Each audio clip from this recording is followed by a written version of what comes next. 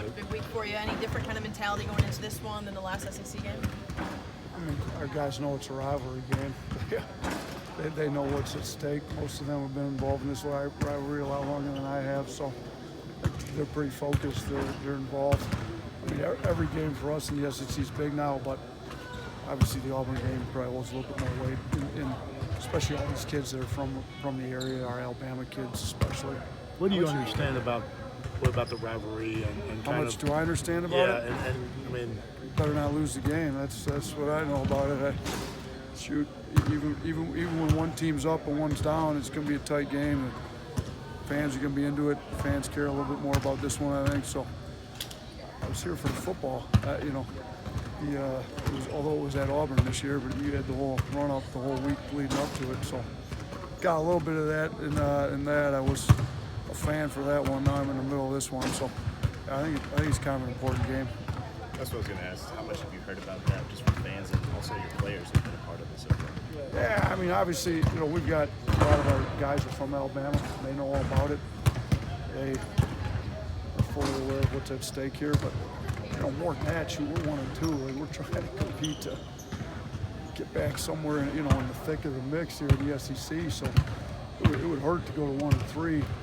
We kind of put ourselves in a big hole. So if we scrap and claw our way back to 500 in the SEC, that's as important as beating Auburn, to be honest with you. I know that football's over, students are back. What's your expectation for the crowd? I'm hoping it's a sellout. I mean, I heard it's close. I think so. I mean, they're playing pretty good basketball. We won 6 of our last 9. The only 3 losses are on the road to a pretty good team. So I think we're playing our best basketball. They're undefeated. They're the last Power 5 that's undefeated. So it's going to be a good game. I'm pretty sure our guys will bring an intensity about them that'll make it well worth it to the fans to show up. So I'm guessing it's going to be a sellout there. From watching film, what is it about this team that makes them so talented, being undefeated and obviously on the run they are right now? Yeah, they got the right pieces.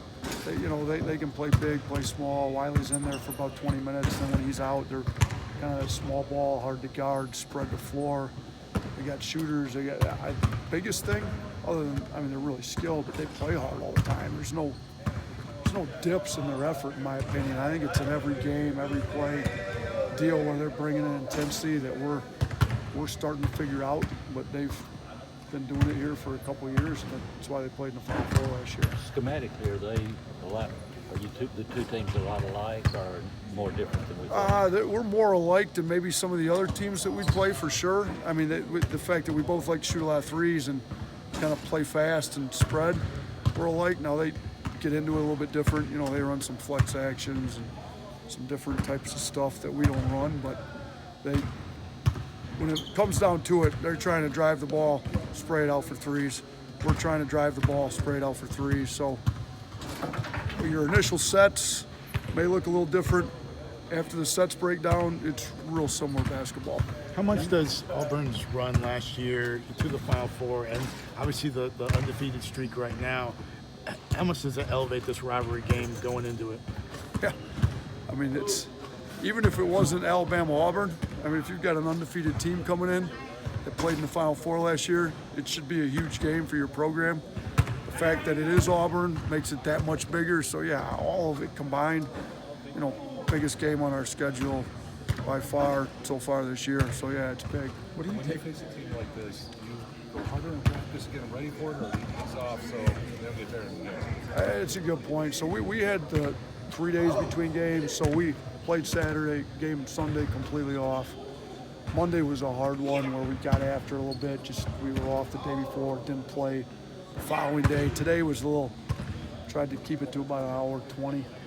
Just make sure we're fresh, know what we're doing, but not overdo it. We don't play till 8 o'clock tomorrow night either, so we got the fact that we practice in the morning. I told our guys we got over 30 hours rest between the end of practice, so we should be good and fresh.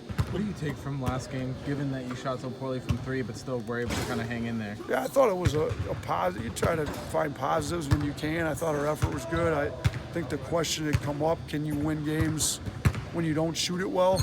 We didn't win it, but, that's the best Kentucky shot it from 3 since 2018. So if it's been almost 2 years since they shot it that well, and that was the poorest we shot it all year, and it still was a 2-possession game with about a minute to go, down 4, thought JD got fouled, that, whatever, it missed some, whatever. I mean, if they call it, he goes to the line, makes 1 out of 2, it's a 1-possession game with a minute to go. So I think we know we can win games even when we don't shoot it well, but it certainly helps to shoot the ball well, which is why we got everybody out here shooting after practice today. When you shoot 4 for 21, the easiest thing to do is say, hey, shoot it better. But look at the film. Do you feel like you were getting good shots? No, that's a good question. We talked, that's the biggest thing we've talked about since the Kentucky game. I felt like we got away from what we did, whether it was guys trying to do too much on their own, whether it was we missed some good looks early, so let's go away from shooting the 3. Like, that's not how we play. I told them, I don't care if we're 0 for 10 from 3. Every time you get an open shot, like, you're taking it. So I felt like we went away, maybe passed up some and drove it, shot some bad. We were 1 for 16 on 9 at the rim 2s. That's not how we play. We completely got away from how we play in that Kentucky game. Having said that, our defense was good enough to still be in the game. Our defense has to be that good while making sure we play the way we want to play on offense. I think Kyra tried 1-3. I think we shot 2. Shaq shot 1, I think. Shot 1, I think. So. We only had 2 guys hit. One was Forbes, who only played 3 minutes. I probably should have played him more. Yeah, I agree. We look, we're used to making over 11 threes a game. You can't just shoot 21 and assume to make 11. Like, if you're going to make 11, you got to put up 30. So we should have shot at least 10 more threes in that game, in my opinion. Herb had a season high attempts, and you had mentioned that he's a lot healthier. Is that something that you're going to be seeing a lot from him more, getting him more offensively involved, or is that partially just because of the offensive rebounds and circumstantial stuff like that? I think the game dictates who gets the shots. I'm never going to go into a game saying you guys shoot 10, you guys shoot 20. I only want you shooting 5. Like, that's, I've never coached like that, nor will I ever. I'm more like, now divvy the minutes up. If you all play as hard as you're supposed to play, this is how the minutes will go. Shots are completely dictated by how the defense wants to play. Like, we're all about making reads, and I thought Herb made the right reads. He drove the ball. He was aggressive. He attacked. They were concerned with trying to take away the threes. If they're going to give Herb layups, like, he was 8 for 18 on 2s, and all of his 2s were within 4 to 5 feet of the rim. Like, he's going to make more than 8 out of 18 of those. If Herb goes 10 out of 18, we're that game's tied at the end. So,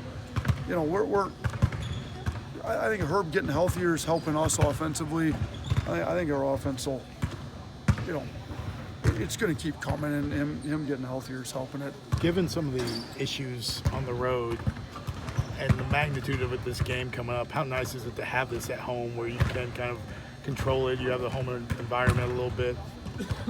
It's always nice to play at home. I think our guys are used to it. Rams used to it. You get to sleep in your own bed. There's a multitude of factors why home teams win more in college basketball, so it's great being at home. We've been on the road, playing 2 out of our first 3 SEC games at Florida, at Kentucky. It's not the easiest way to open league play. And really our first 4, throw in, Mississippi State and Auburn being your 2 home games in the first 4. We probably have the toughest first 4 games. If we can claw our way out of this thing and get a win and be 2-2, like, I think most of us around here would have taken that 2 weeks ago going into it. So it's nice to have it at home, but we got to figure out somehow a way to get a win here. One more question. The season, Anthony McLemore said this was his favorite place to play because he likes to see disappointment on You faces. cut it off one question too late, by the way. Yeah. But just how much do you use that as motivation to be having an opposing player? You said that before the season. What? Repeat the He said this repeat the is his quote favorite- again. Yeah, his favorite place to play because he likes to see disappointment on fans. Yeah, we'll see if it's still his favorite place to play tomorrow. I had to, I had to figure out what he meant by all that, but I think I got what he meant by it now. So we'll see tomorrow. Thanks, guys. Appreciate it.